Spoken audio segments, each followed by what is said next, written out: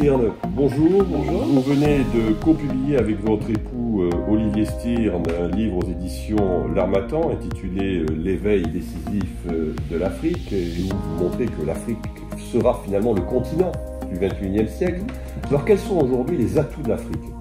Alors l'Afrique est un continent considérablement riche et considérablement pauvre. Et c'est pour l'instant la tragédie de ce continent, mais les choses vont changer. Très riche parce que vous avez un potentiel de ressources naturelles considérable, vous avez des fleuves qui donnent des perspectives de production d'énergie inouïes, vous avez des forêts extraordinaires, vous avez une nature somptueuse, donc des perspectives touristiques considérables. Bref, je dis d'emblée que l'Afrique, c'est pour la France, par exemple, le développement économique de nos entreprises, que ce soit nos grandes entreprises du CAC 40 ou nos PME. Donc l'Afrique a des atouts massifs. Il faut qu'elle se mette à les développer. Elle est en train de le faire, mais il faut l'y aider. Et la France, en particulier, il faut le dire, a un avantage comparatif considérable. C'est-à-dire que nous avons des dizaines d'années d'histoire commune, de culture commune, et on ne compresse pas le temps et on n'efface pas les mémoires.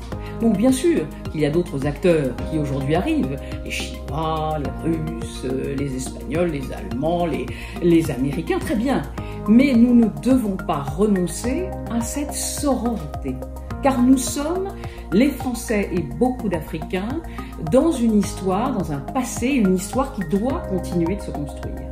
Et j'insiste là-dessus. Et aujourd'hui, il faut s'appuyer sur ce qui doit faire la politique africaine de la France, et je crois que le président Macron le dit très clairement, c'est d'abord et avant tout insister sur le développement économique, insister sur l'éducation. Voilà, c'est ça la politique internationale, je crois, de la France en Afrique. Alors ce livre est un véritable champ d'espoir concernant le développement de l'Afrique, mais vous identifiez aussi aujourd'hui les freins qui peuvent exister. Oui, mais regardez, le sous-titre c'est « Il n'y a pas d'autre choix que l'espérance ». Donc il n'y a pas d'autre choix, et il y a le mot espérance. Donc bien sûr qu'il y a des freins. Il y a des freins, mais qui sont un petit peu, je trouve, trop exagérés. Vous savez, le premier frein qu'on dit en parlant de l'Afrique, c'est la corruption. Bon, écoutez, la corruption, vous allez dans toutes les entreprises qui travaillent à l'international, elle existe malheureusement partout. Pourquoi? Parce que c'est le cœur de l'homme qui est corrompu. Parce que décider de ne pas d'être net, eh bien, c'est une décision personnelle. Bon. Donc, il faut arrêter de stigmatiser l'Afrique pour cela. Il y a des difficultés, mais les entreprises et les bailleurs de fonds français, publics ou privés, ont appris à travailler en essayant de limiter ce type de difficultés. Par ailleurs, vous avez une éducation qui est de plus en plus inscrite maintenant sur le continent. Vous avez beaucoup de jeunes Africains qui viennent étudier en France, je l'espère, et encore longtemps, mais aussi dans d'autres pays. Et ces jeunes Africains ont beaucoup plus peut-être que leurs aînés la conscience de l'intérêt général, la conscience de l'intérêt du pays, de l'intérêt de la patrie, et non pas simplement des intérêts divers et variés et personnels, ou des intérêts de telle ou telle ethnie ou de telle ou telle tribu. Et je crois que ça, c'est une notion très très importante, et dont le degré de prise de conscience s'élève et va beaucoup aider les Africains. Donc oui, il y a des difficultés, mais il y a des atouts considérables. Moi, je préfère appuyer sur les atouts. Et comme dit d'ailleurs le président du CIAN, il faut dérisquer l'Afrique. Dérisquer l'Afrique, c'est-à-dire pour nous aussi reprendre goût au risque. C'est-à-dire, c'est ça un patron, c'est quelqu'un qui prend le risque d'investir, en prenant bien sûr des mesures. Et je trouve que nous avons un très bel accompagnement d'ailleurs de notre État français, d'un certain nombre de bailleurs de fonds publics, d'un certain nombre du ministère des Affaires étrangères. Enfin bref, une diplomatie économique qui est de plus en plus active et sérieuse. Alors, vous citez notamment dans ce livre des acteurs internationaux qui aujourd'hui battent en brèche un peu l'influence de la France et l'influence de l'Europe en Afrique, notamment la Chine.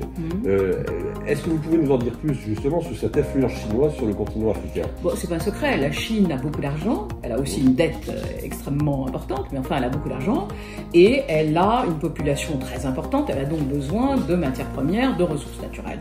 Donc elle est en train, et depuis un certain temps d'ailleurs, de se livrer livrés à ce qu'on appelle la politique de la dette, c'est-à-dire que vous prêtez de l'argent aux pays africains qui en ont besoin, parce qu'ils ont besoin de construire des infrastructures. Vous ne pouvez pas développer un pays sans moyens de communication, sans énergie, sans eau potable, sans électricité, bon, sans route, sans pont, tout ce que nous avons déjà.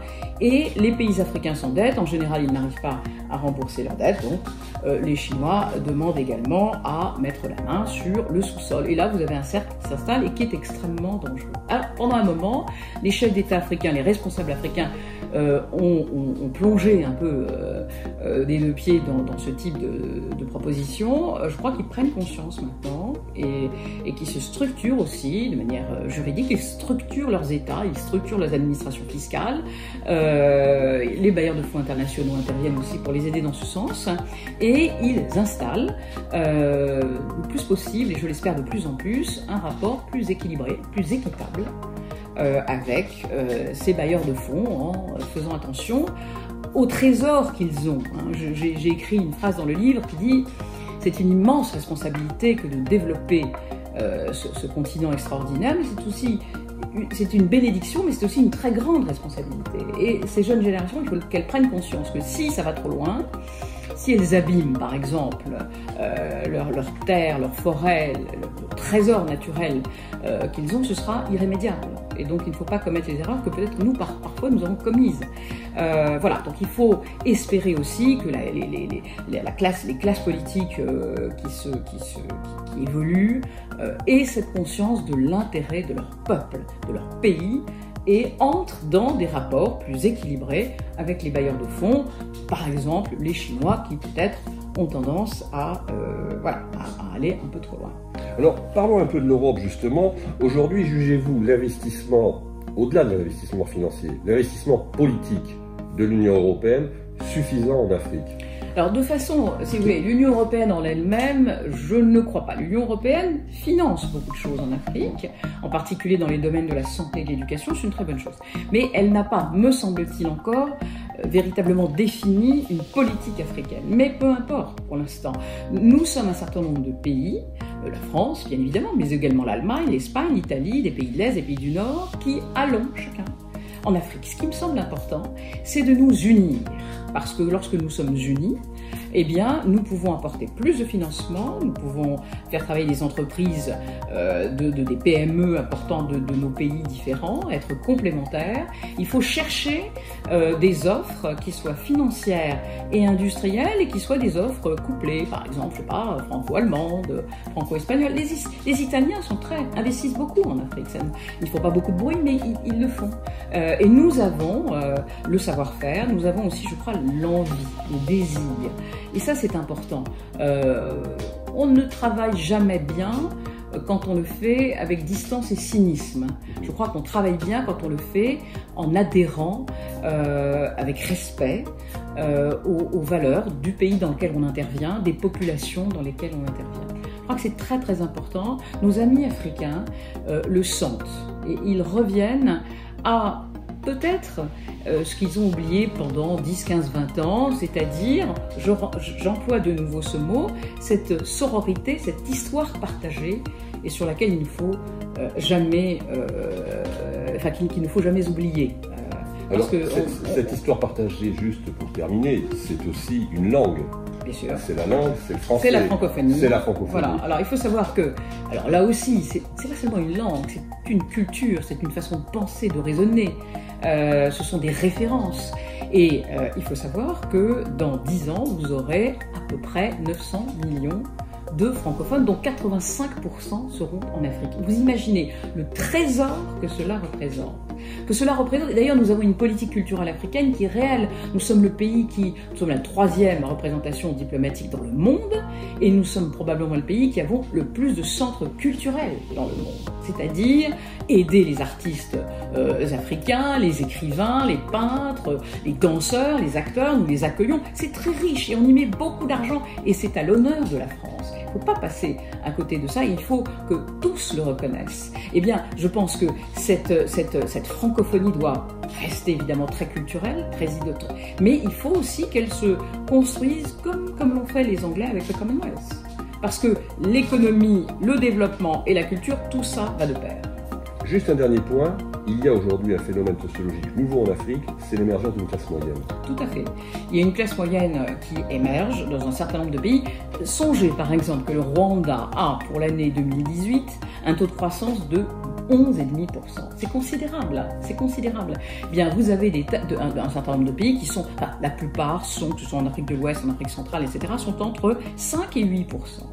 Et donc vous avez cette classe moyenne qui non seulement a les moyens de consommer, qui est éduquée, qui voyage, qui est connectée et qui a envie de vivre en Afrique chez elle, pas forcément de s'exporter. Donc, et Dieu merci, parce que ce qu'il faut que nous comprenions aussi, et c'est une responsabilité qui nous est commune, c'est que si les Africains qui sont aujourd'hui 1,5 milliard et qui seront dans 25 ans 2,5 milliards, si cette jeunesse africaine qui est 50% de la population à moins de 25 ans, si cette jeunesse africaine ne peut pas travailler, si on ne crée pas des PME, si on ne les aide pas à trouver des emplois, ils viendront.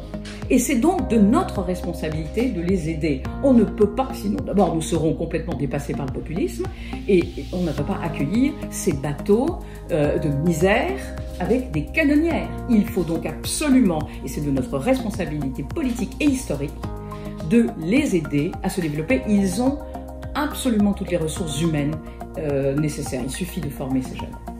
Merci Evelyne Stirn. Je rappelle le titre de votre ouvrage que vous co-écrivez et que vous publiez aux éditions L'Harmattan avec votre époux Olivier Stirn, L'éveil décisif de l'Afrique, avec un sous-titre qui dit tout pratiquement sur l'esprit de ce livre.